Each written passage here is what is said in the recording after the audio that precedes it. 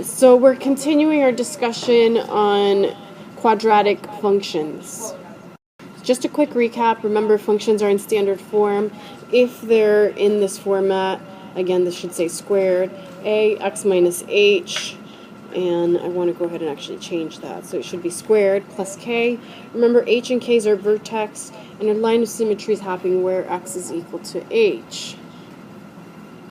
Another recap, remember when we're graphing using standard form, first we want to determine how the parabola is opening. We want to find the vertex, and we want to find any intercepts, x-intercepts, y-intercepts, and then I want to plot the points that I found, the vertex, and any additional points if needed. Specifically, I would want to use symmetry, if possible, to graph these additional points, so that way it makes it easier. Alright, so when putting an equation into standard form, we're going to complete the square. Okay, remember this should be to the second power, and we want to group these two terms together. If our leading coefficient is 1, we don't have to worry about factoring out, but if it's not equal to 1, meaning it's a fraction or any other number, then I'm going to need to factor it out in order to complete the square. Once I complete the square, we go from here to here. Okay, so this is the example where we left off at in this last video. We want to write the function in standard form, we want to identify the vertex, axis of symmetry, intercepts, and then we want to graph. So let's go ahead and just look at it all over again from the beginning. So what we're going to do here, again this should be to the second power. I'm going to group these first two terms. So it's going to be f of x equals x squared minus 14x plus 54.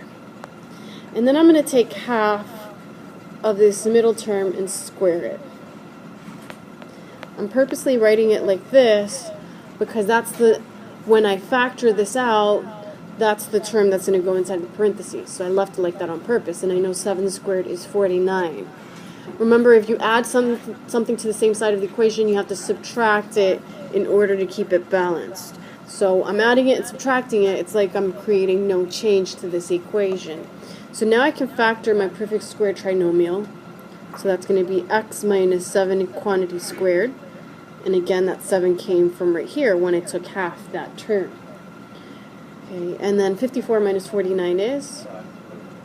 Okay, so now I can actually start identifying everything I had asked you.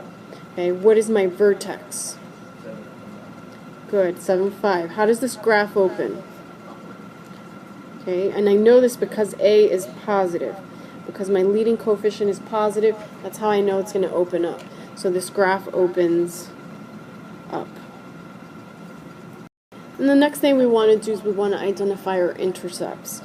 I think the easiest one to identify is going back up here to the given, let x equal 0, and then we can clearly see that y is 54. But that's going to be too far off my graph. Let me stick just to the x-intercepts and see what happens. So we're going to let y equal 0, and then I get x minus 7 quantity squared plus 5. I'm going to bring that 5 over. And what happens when I want to take the square root of both sides? Good, I have a square root of a negative, and that's going to be an imaginary root, and we're not there yet. So technically there's no real roots. This means that we are not going to cross or touch the x-axis.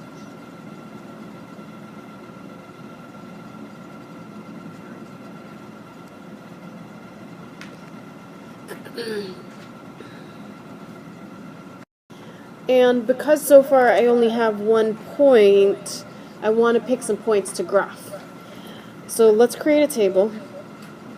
I think the easiest thing to do is to pick points around the vertex, because if we stay close, it's going to be easier to evaluate. So I'm going to go with 8. And I'm going to plug 8 back in here. So if x is 8, I get 8 minus 7 is squared plus 5.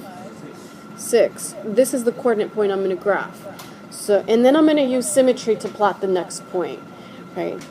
So we're graphing the vertex at 7, 5. We're graphing this coordinate point at 8, 6.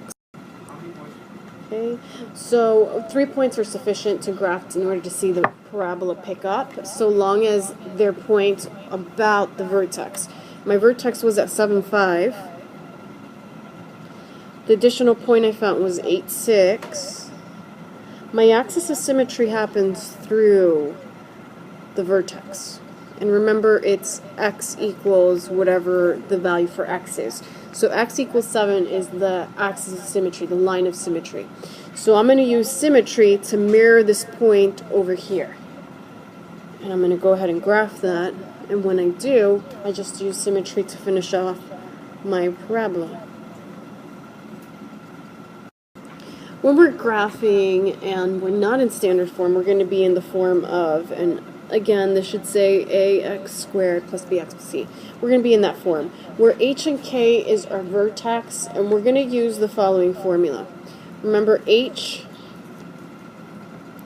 is going to be equal to negative b over 2a, and k is going to be equal to f of negative b over 2a. Meaning, whatever I get for h, I'm just going to plug that in, and my output is k. And then that's my vertex.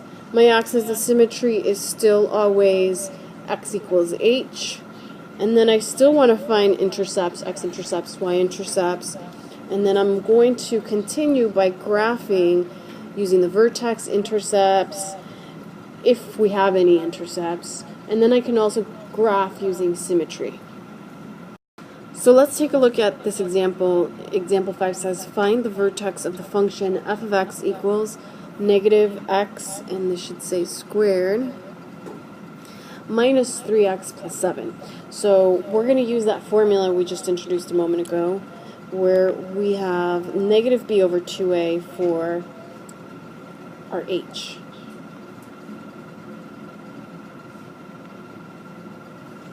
So I'm going to write negative 3 over 2 times negative 1. When I reduce that, I get negative 3 over 2.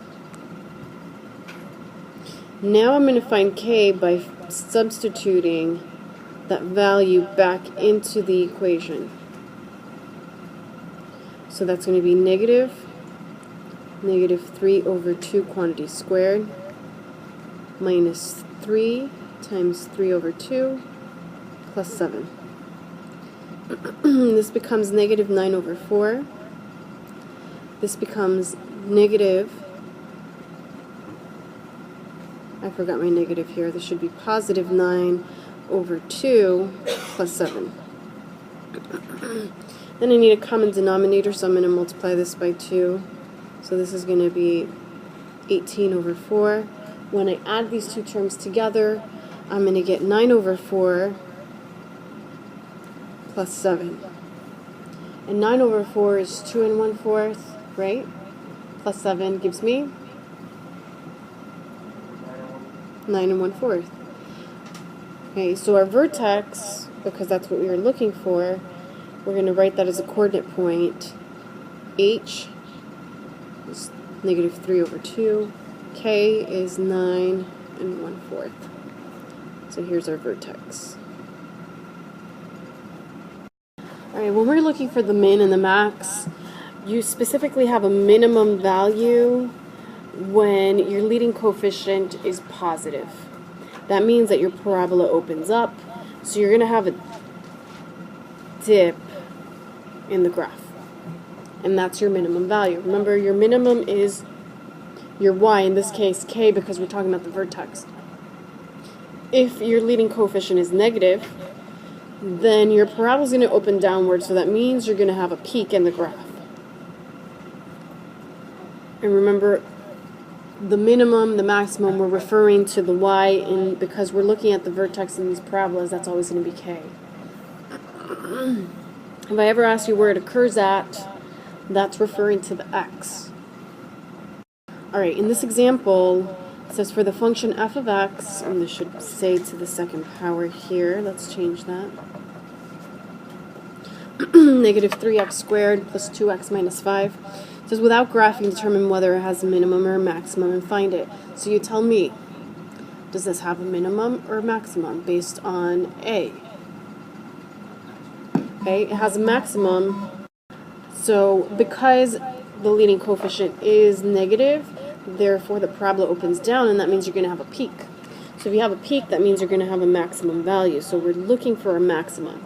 And now let's find it. Remember, you're going to find it based on finding h and k, your vertex. So let's go ahead and do that.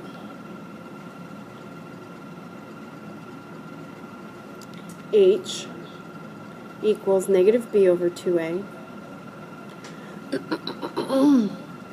So that's negative 2 over negative 3 times 2. And when I simplify this, I'm going to get 2 over 6, or 1/3. To find k, I'm going to plug 1/3 back into the function. So that's going to be negative 3 times 1 over 3 squared plus 2 times 1/3 minus 5. So let's go ahead and start simplifying that. Here, 1/3 squared is 1 over 9. 1 over 9 times negative 3 is negative 3 over 9, plus 2/3 minus 5. Negative 3 over 9 reduces to negative 1 over 3, plus 2/3 minus 5. This becomes 1/3 minus 5. It's 4 2/3. That's what we're looking for. This is our maximum for that problem. For this one, you need a graphing calculator, and then just follow the instructions all the way through. And here are some examples on the slides. When we're finding the equation of a quadratic function, what we're going to do is we're going to plug the vertex and the given point into the equation. The equation that we're talking about is this one, f of x equals a, x minus h quantity squared plus k. So I'm going to plug in here h, k, x, and remember this means y.